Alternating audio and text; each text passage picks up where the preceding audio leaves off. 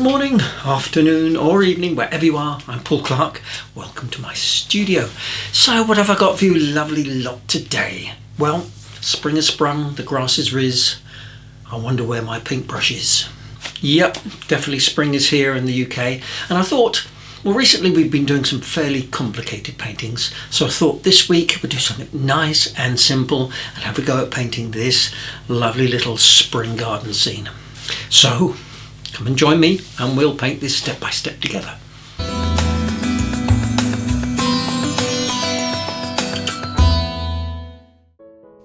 Today's materials, my paper is some Arche. It's a rough textured finish, 100% cotton, 140 pounds, so it's nice and thick, and it's on a block, so it definitely won't need stretching. But of course, any decent watercolour paper will do.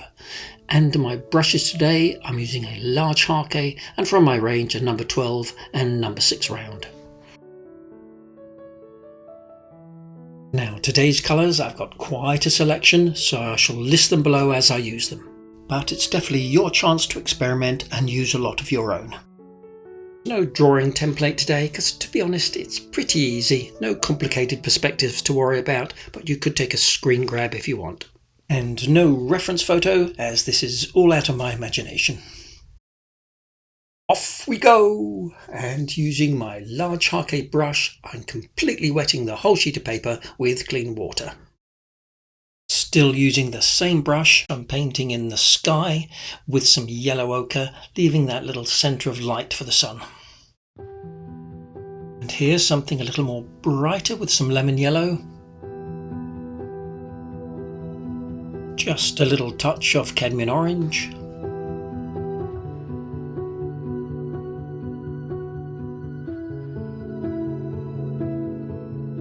And here on the edge here, just a little touch of cobalt blue, but not too many brush strokes, we don't want it to go green.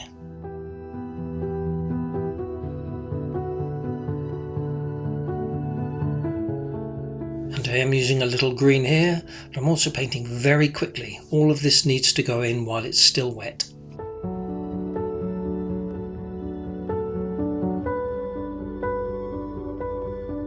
Time for some splatting, and I'm using my number 12 brush here and splatting in some dark Steam purple, but you could use any mauve, any purple. And these are to perhaps suggest some bluebells.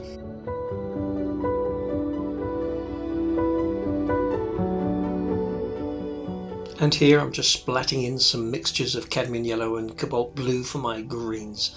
And as I always say, this is a great way of getting paint into your washes without disturbing the paint. Now it's time for a little white gouache while those washes are still damp. And I'm just lightly tapping in some white as the paint is drying. And it should give me a nice soft fuzzy edge.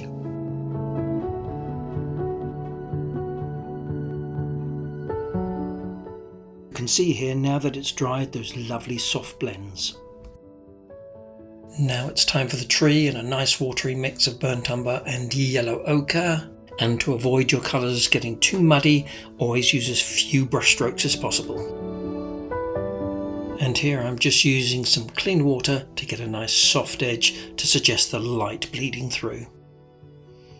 Oh, get your hand out of the way, Paul. And here I'm just continuing the same colour for this branch here, softening here with clean water. And just putting another layer on top.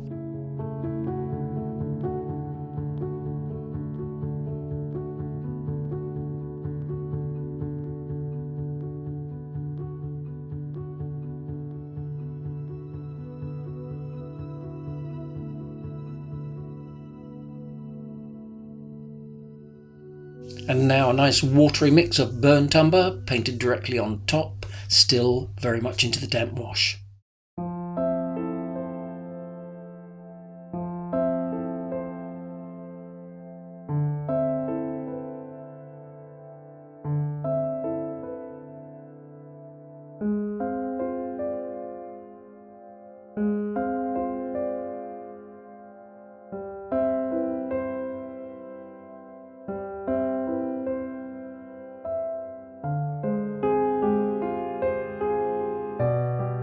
And I'm even adding in here some of the purple, just to add some interest.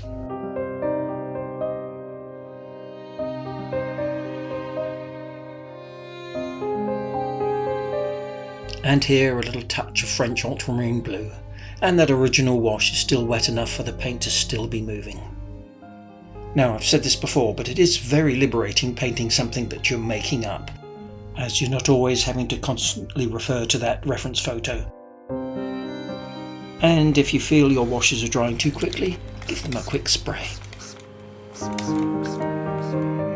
And straight away in here with some nice dark values, just for a bit of subtle detail.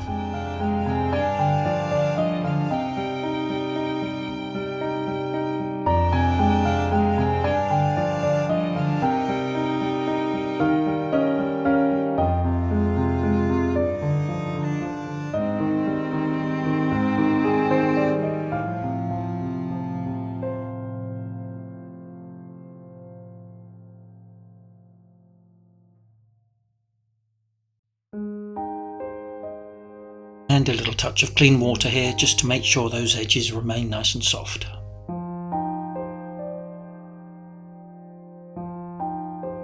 Now with the sharpened wooden end of my brush, I'm just scoring in a few bits of bark detail, but not too much. I don't want to overdo this. And what happens here is as you score the paper, the paint sinks into the groove you've made and makes a darker line of the colour you've painted. Shown here in a little bit more detail in this owl tutorial I did a little while ago.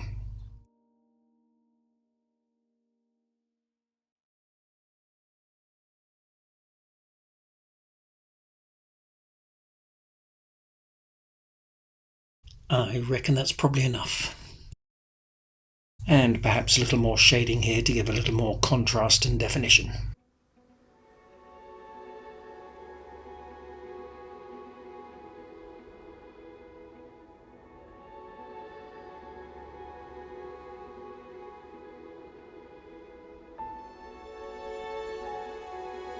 Okay, so now for a little detail in the bluebells here. I'm just very lightly splatting in some purple.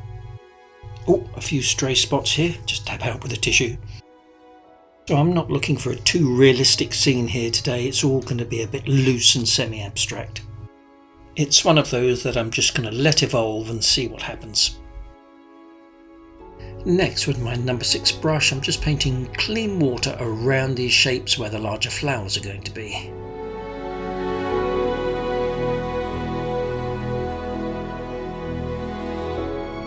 And then just dropping into the wet with my number 6 brush with my normal mix of green with cadmium yellow and cobalt blue.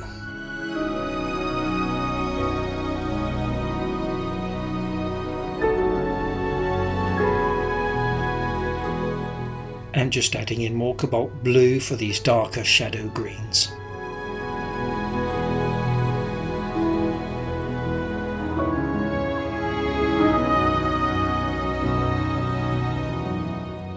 Let's just suggest a few leaves and grasses here.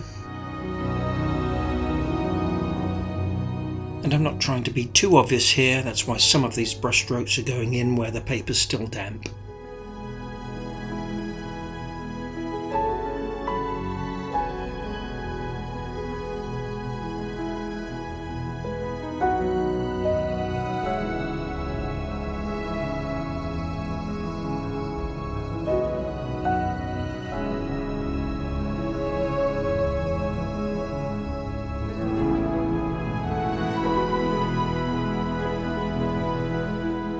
Not sure if you just noticed, but I've just given it a light spray with clean water again, just to keep that colour flowing and moving.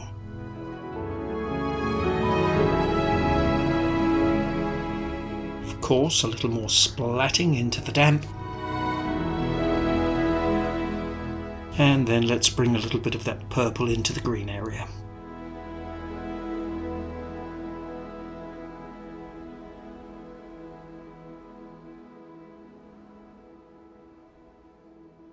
Next, with the same dark green, I'm just going to be connecting up a few of these stems to I think we'll make them tulips. But again, not trying to be too obvious, plenty of gaps, really nice and loose. One quick stroke if you can.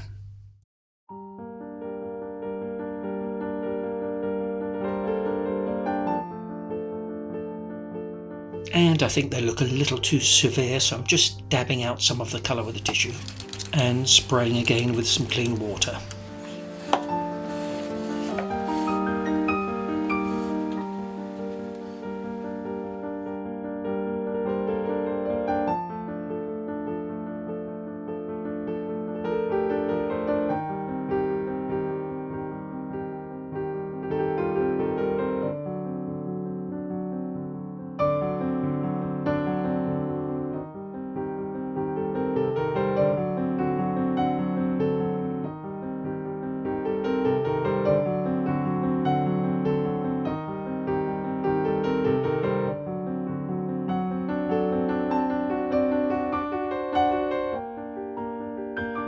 Next, I'm taking some white gouache or acrylic and mixing it in with my purple watercolour. And I'm after a nice creamy mixture. And this time covering up my sky area and just lightly tapping in some splats into these bluebells here. It just gives them a few little highlights.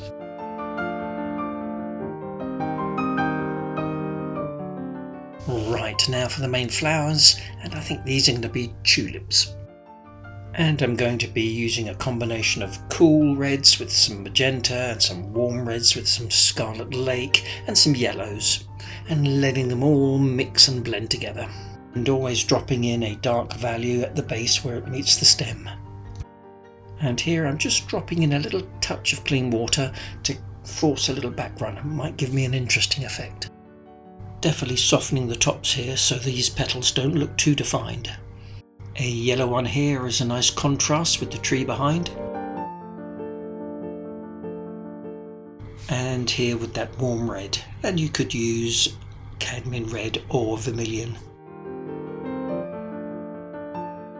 Now, of course, we know that tulips can be any colour, but I think these warm reds and yellows are a nice contrast with the purpley colour of the bluebells.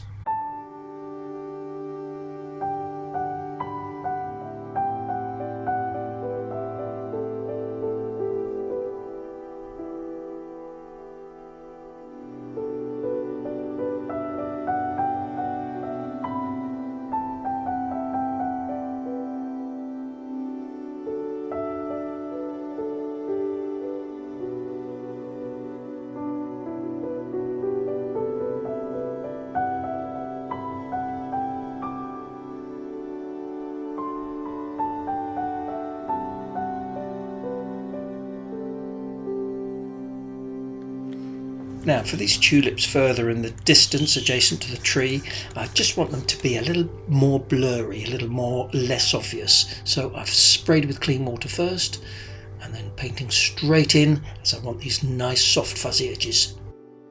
This will help to give them that little sense of distance, but also to suggest that perhaps they're being bleached out by the sun.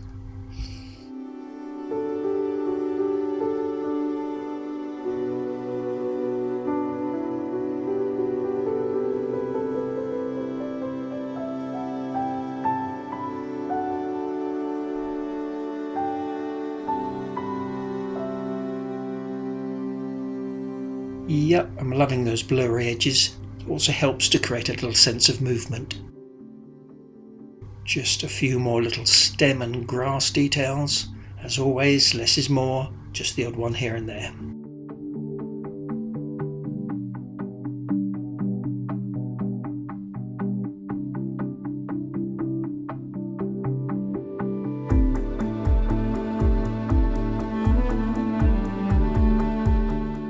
So here I want a little more definition on my bluebells, so I'm just lightly tapping in a little more of that dioxazine purple. Now thinking about this, I'm not sure if you get bluebells and tulips out at the same time. Yeah, I'm sure you do.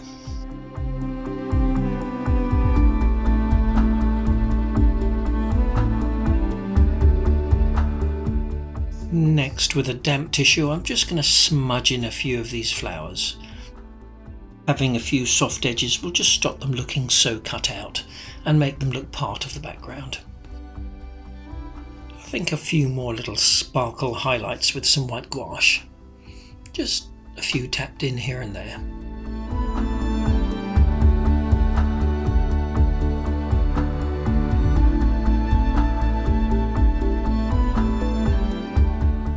Now we're basically done, but I just thought I could add in a few more branches, make it look a little bit more interesting.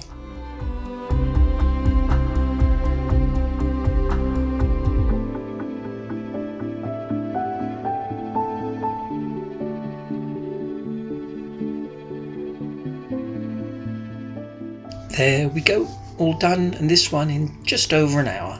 I didn't even have time for my half-time refreshment. I'll go and get one now.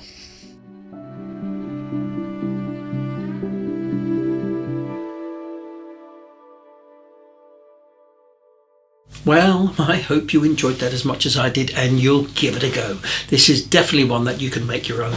Put your own coloured flowers in, really experiment, splash around with colour, but try and get those distant flowers out of focus and nice and fuzzy. But in the meantime, please don't forget to like, subscribe if you haven't already. It is free.